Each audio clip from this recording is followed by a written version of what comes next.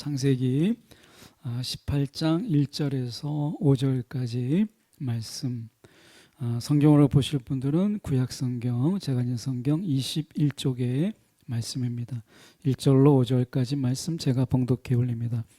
여호와께서 마므레의 상수리 나무들이 있는 곳에서 아브라함에게 나타나시니라. 날이 뜨거울 때에 그가 장막 문에 앉아 있다가 눈을 들어 본즉 사람 셋이 맞은편에 서 있는지라.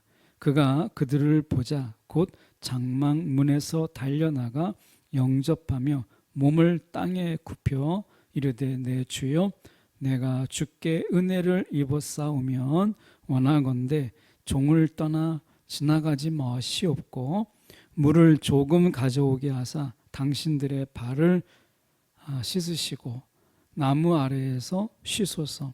내가 떡을 조금 가져오리니 당신들의 마음을 상쾌하게 하신 후에 지나가소서. 당신들이 종에게 오셨음이니이다. 그들이 이르되 내 말대로 그리하라. 아멘. 오늘 이 말씀 가지고 주목을 받지 못한 나그네라는 제목으로 함께 말씀을 나누기를 원합니다. 오늘 말씀에서 제가 들어가기 전에 이 상수리 나무 아래 이렇게 있잖아요. 마므레의 상수리 나무 아래 이렇게 돼 있어요. 그러니까 굉장히 뜨거우니까, 날이 뜨거우니까 큰 나무 그늘 아래, 거대한 나무, 상수리 나무 그늘 아래 있는 곳은 어찌 보면 너무 당연한 것이죠. 그런데 이 마므레의 상수리 나무 아래라고 하는 것은 단순하게 그늘을 피하기 위한, 어떻게 보면 그늘을 얻기 위한, 땡볕을 피하고 그늘을 얻기 위한 장소가 아니라 여기는 어떻게 보면 우상의 소굴이었다 하는 곳입니다. 그래서 당시에 이 고대 근동 지역에는 거대한 상수리 나무 아래, 이 거대한 상수리 나무는 하늘과 땅을 잇는 통로로 여겨졌어요. 그러니까 이 큰 거대한 나무는 하늘과 땅을 잇는 통로다. 그들은 이렇게 생각한 것이죠. 그러다 보니까 그들은 늘 어떻게 보면 그 상수리 나무, 거대한 상수리 나무 아래에서 그들은 우상을 섬기고 우상에게 제사하는 일들이 굉장히 많았어요. 어떻게 보면 우리가 생각해 볼 때 이 상수리 나무 아래에 이 아브라함이 있었다, 거주했다. 왜냐하면 장막 문에 앉아 있다가 이렇게 돼 있잖아요. 근데 어떻게 보면 이 마므레의 상수리 나무 아래에 있는 아브라함은 이 동네 사람들이, 그 지역에 사는 사람들과 함께 어울려 살았지만 여전히 나그네 같은 삶이었어요. 그래서 어떻게 보면 그들과 함께 어울려 살지만, 그러나 완전히 동화되지 않고 그들 속에서 나그네로 살았다라고 하는 것을 알 수 있는데, 그것이 오늘 본문 해설하기보다는 저희가 좀 다른 본문을 참조해서 보면 이 아브라함은 이 마므레 상수리 나무 아래에서 어떻게 보면 여호와를 위한 제단을 쌓았어요. 그러니까 모두가 그 상수리 나무 아래에서 우상에게 절했는데, 아무래도 그들과 어울리려면 일단 종교적인 어떤 부분이 좀 같지 않은 부분도 좀 있고, 그들과 좀 어울리려면 뭔가 좀 풍습도 같고, 물론 이제 가장 큰 풍습이 당시에는 종교잖아요. 그러니까 종교가 좀 같아야 그들 속에 어울리지 않겠어요? 근데 아브라함은 그들 속에 같이 거하고 있었지만 그들과 동화되지 않고 나그네의 삶을 자처했어요. 그것이 뭐냐면 동화될 수 없는 것이 여호와 하나님을 포기할 수 없었던 것이죠. 그의 삶이 지금 75세에 여호와의 부르심으로 시작했는데, 인생의 후반전을, 근데 인생의 후반전 속에서 다른 지역에서 다른 사람들과 종교적인 부분 속에서 동화되는 것은 아브라함에게 있어서는 용납할 수 없는 부분이었죠. 그래서 그들 속에 어떻게 보면 완벽한 동화가 될 수 있는 이런 부분을 마다하고 스스로 나그네의 삶을 살았던 이 부분이 여호와를 위한 제단을 쌓았다라고 하는 것입니다. 우리가 이 세상에서 살지만 세상에 많은 풍습들이 있잖아요. 우리나라에도요. 그런데 그 풍습을 따르지 않고 예수를 믿는 것, 이것은 분명히 우리가 좀 더 구별된 이런 부분이죠. 그리고 더 신실하게 우리가 하나님을 믿고 그 말씀을 우리가 따르는 삶을 산다라고 하는 것은 또 그 중에서 교회를 다니는 사람들 속에서 또 유별난 삶을 살게 되는 이런 어떻게 보면 좀 구별된, 구별 속에 또 구별되는 삶을 살게 되는 것이죠. 그러다 보면 다른 사람들이 야, 좀 유별나다, 저렇게 꼭 저렇게까지 예수를 믿어야 되나? 라고 하는 이러한 비아냥과 때로는 조롱이 우리 가운데 있게 되는 것을 보게 되죠. 그래서 어떻게 보면 나그네 속에 또 나그네가 되는 이런 부분이에요. 그런 의미에서 지금 이 아브라함은 여호와를 위한 제단을 쌓았던 나그네였다. 그렇기 때문에 여기 중요하죠. 그렇기 때문에 2절이 가능한 거예요. 보면 눈을 들어 본즉 사람 셋이 맞은편에 서 있는지라. 동네가 뭐 굉장히 많은 그런 많은 사람들이 살고 있는 게 아니라 당시에는 고대 근동의 한 마을이라고 하는 곳이. 근데 다른 사람의 눈에는 이 사람 셋이 서 있는 것, 이 나그네가 서 있는 것을 주목하지 않았어요. 그런데 아브라함은 그를 주목했어요. 어떻게 그렇게 주목할 수 있었는가? 결국에는 아브라함이 나그네의 삶을 살고 있었기 때문에, 그래서 이 사람 셋이 서 있는, 나그네가 서 있는 것을 볼 수 있었던 것이죠. 나그네였기 때문에 나그네를 알아볼 수 있었다 하는 것입니다. 예수님의 삶 속에서도 가만히 보면 예수를 알아본 자는 그 사회 속에 있지만, 그러나 그 사회 속에 나그네 같은 삶을 사는 자들, 병든 자들, 안진뱅이, 안 못 보는 사람, 문둥병 걸린 사람, 혈루증 앓는 여인들, 이런 사람들처럼 그들 속에 있지만 그들 속에서 어울리지 못하는 이런 나그네 같은 삶을 사는 자들이 결국에는 하늘의 본향을 두고 이 땅에 사시는, 나중에 그곳으로 돌아가시는 예수를 알아볼 수 있었다는 것이죠. 그런 의미에서 우리는 이 땅에서 나그네의 삶을 산다라고 하는 것은 예수를 놓치지 않고 예수를 주목하며 살 수 있는 그 힘이 예수님처럼 이 땅에서 나그네로 살 때 가능한 거예요.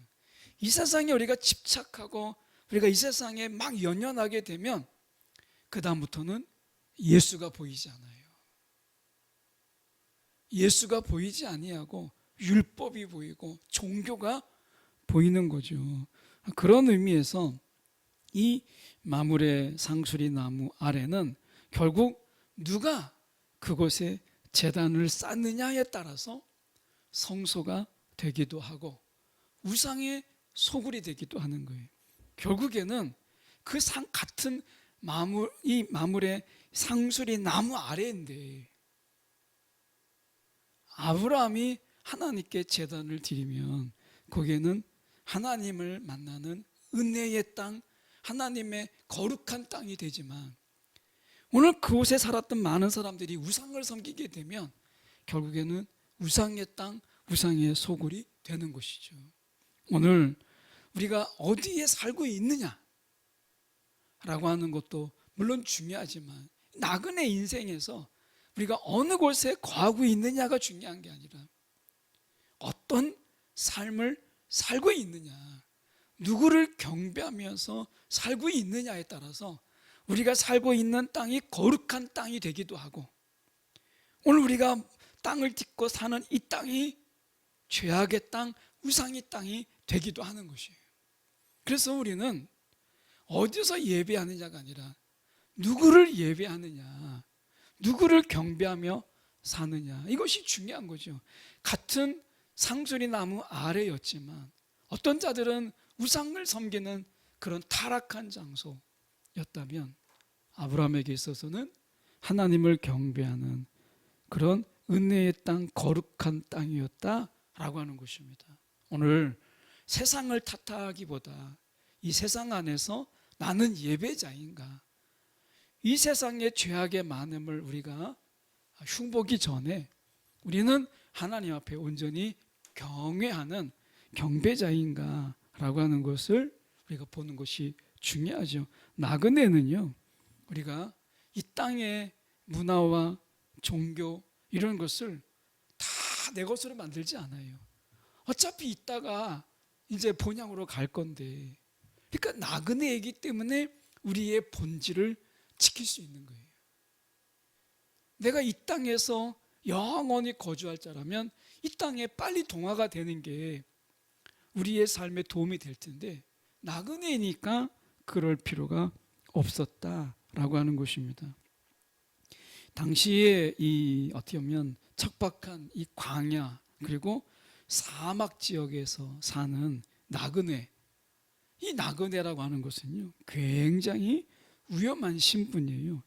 이 어떻게 보면 갈등 그리고 갈증, 굶주림, 강도의 위협 이런 가운데서 다양한 먹을 것과 마실 것이 없고 갈등 관계에서 복수가 있을 수 있고 강도의 위협으로 목숨을 잃을 수 있는 그런 존재예요. 이 나그네로 산다라는 것은 그만큼 어려운 거예요. 우리가 선교지에 가서 외국에 가서 보면 이 외국인이라는 것 때문에 벌써 이 통관할 때 이제 어떻게 보면 출국 입국 수속을 밟을 때 부당한 것을 많이 겪게 돼요. 물건을 빼앗기게 되고 또 우리가 짐을 검사하게 될 때 내놓으라고 하면 거절하기가 어려워요. 다 빼앗기게 되니까, 가방 전체를 빼앗기게 되니까 그들이 달라는 대로 그것도 웃으면서 줄 수밖에 없어요. 이게 나그네인 거예요. 나그네는 항상 언제든지 좀 불합리하게, 때로는 손해보고, 우리가 공정한 대우가 아닌 불공정한 대우를 받는 경우가 참 많죠. 언어가 안 되고 그리고 외국인이라는 것 때문에 보호받기가 어려워요.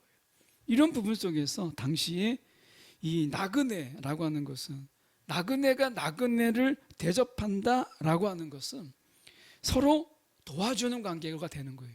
내가 저 사람을 대접함으로 인해서 내가 어려울 때 그 사람이 나를 돕게 되는 일종의 나그네 대접은 생존의 비결이에요.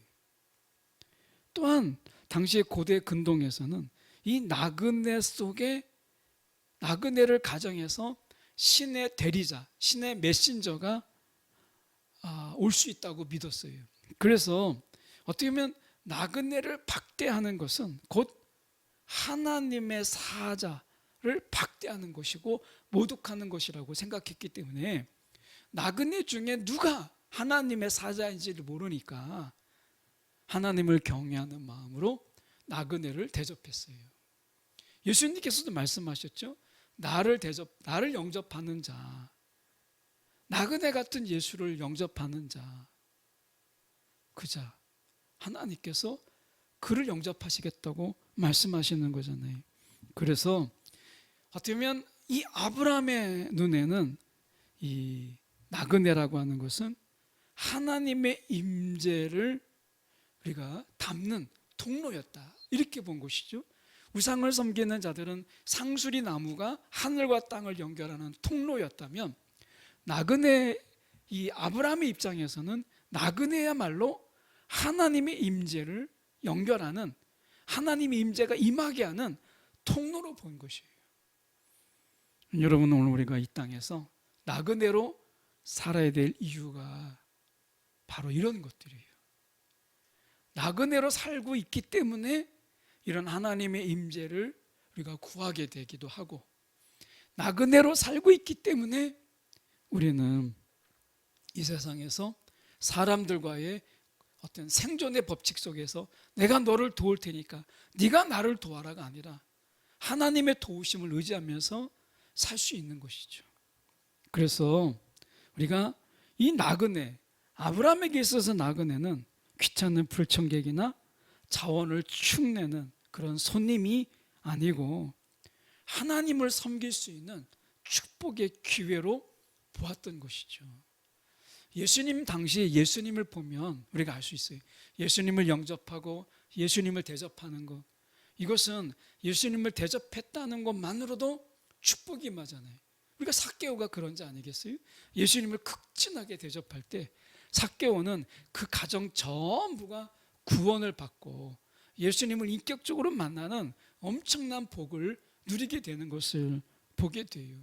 예수님께서도 마태복음의 24장 25장에 보면 우리가 억울하게 갇힌 자, 나그네 된 자, 고아된 자, 이런 된 사람들을 우리가 사회적으로 정말 약자인 그런 자를 돕고 먹이고 마실 것을 주는 것이 다 예수님에게, 나에게 한 것이다 라고 말씀하신 것처럼 오늘도 우리에게 하나님이 살아가는 중에 어려운 자, 힘든 자, 때로는 삶 속에서 우리가 정말 고달픈 삶을 살아가는 자들을 만나는 것은, 우리가 그들을 대접하는 것은 하나님의 축복의 통로가 된다는 것이에요.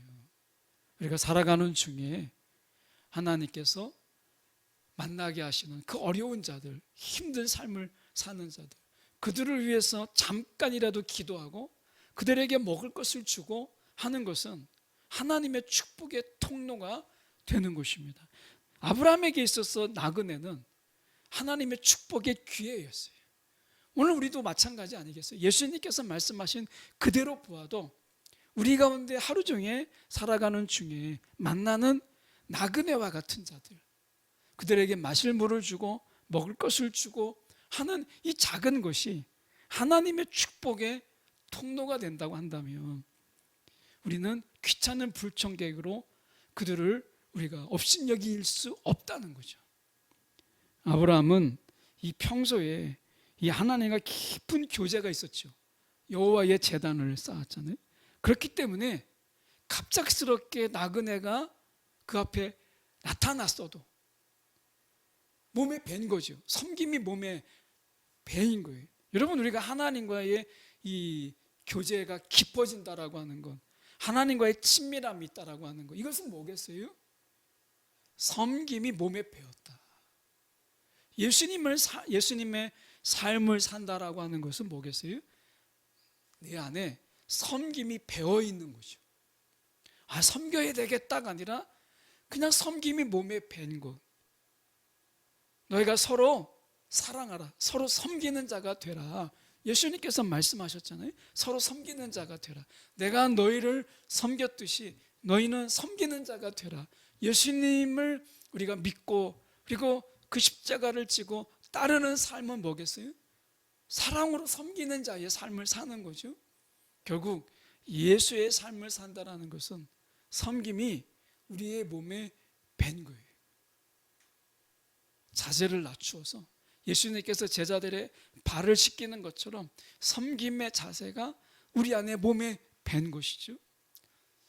이렇게 돌아보면 우리는 과연 섬김이 내 몸에 배어 있는가, 대접받고 우리가 뒷짐지고 있는 게 우리가 몸에 배어 있는 것은 아닌가 돌아보면서, 이것이 만약에 우리가 섬김이 우리 안에 배어 있지 않다면 이것은 주님 앞에 우리가 좀 더 회개하고 우리가 주님처럼 섬김의 마음으로, 섬김의 자세가 우리의 몸에 밴 자로 우리가 살아가게 하여 주시옵소서. 너무 자연스럽게 이 섬김이 너무나 자연스러운 이런 삶을 살아가는 것, 이게 나그네의 삶인 거죠.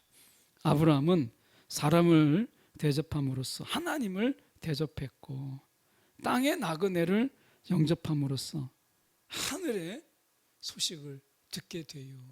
이렇게 본다면 여러분, 사람을 대접하는 것, 나그네를 대접하는 것, 이것은요 하나님을 대접하는 거예요. 오늘 하나님 안에서는 우연이 없잖아요. 하나님의 신적인 필연이거든요.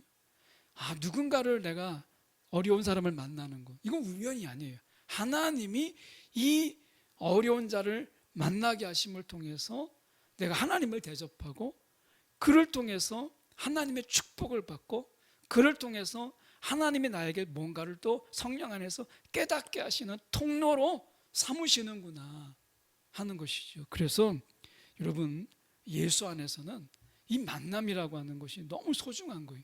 나그네와의 일시적인 만남도 너무나 소중한 것이죠. 그런 의미에서 우리는 이 주목받지 못한 나그네, 아무도 주목하지 않았는데 이 아브라함은 그 나그네를 알아보았다. 그만큼 아브라함은 나그네의 삶을 살았다라고 하는 것이죠. 오늘 이 땅에서 나그네로 살지 아니하면 하나님의 사자, 그리고 예수조차도 우리가 알아보지 못해요. 나그네로 살 때 나그네처럼 이 땅에 임하시는 하나님의 임하심을 우리가 볼 수 있는 것이죠. 본향을 향하여 나아가는 우리의 삶인 것을 기억하는 저와 여러분이 되기를 간절히 소망합니다.